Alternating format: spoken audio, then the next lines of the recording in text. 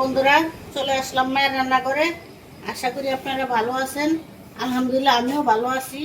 আজকে রান্না করবো হলো গুড়া মাছ ভুনা করব। প্যানটা বসায় দিছি, দেখেন কিভাবে করি। তেল দিয়ে দিব, তেল দিয়ে দিলাম,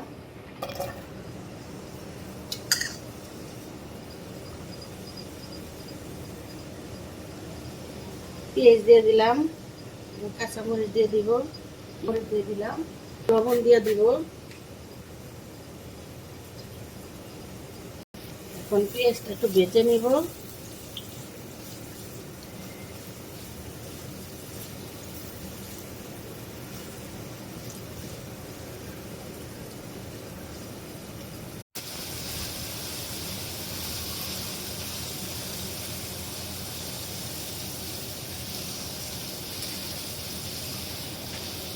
ভেজে নিচ্ছি, হালকা করে ভেজে নিচ্ছি, বেশি মশলা করে ভাজি নেই।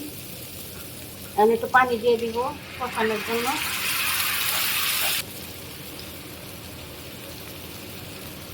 ধনিয়া ফাঁকি দিলাম,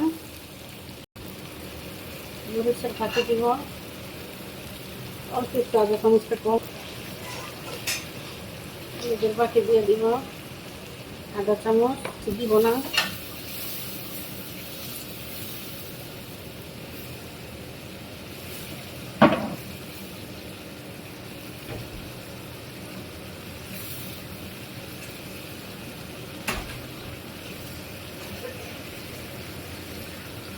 কষানো হোক, কষানো হয়ে গেছে। এখন মাছ দিব,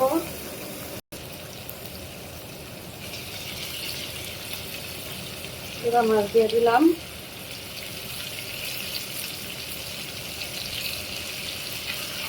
গুঁড়া মাছটা বেশি খাই আমরা, সবাই পছন্দ করি। আপনারা এইভাবে রান্না করে খেয়ে দেখবেন, অনেক মজা হয়।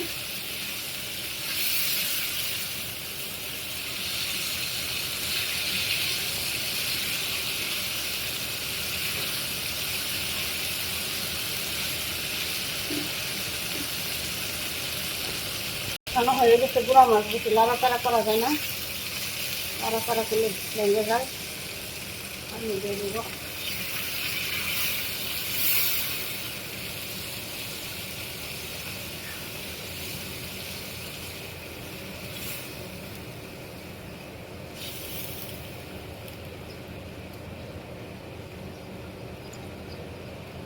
আমি দিয়ে দিলাম, ঢেকে দিব, দিয়ে দিব বিলাতি ধনিয়া পাতা দিয়ে দিলাম।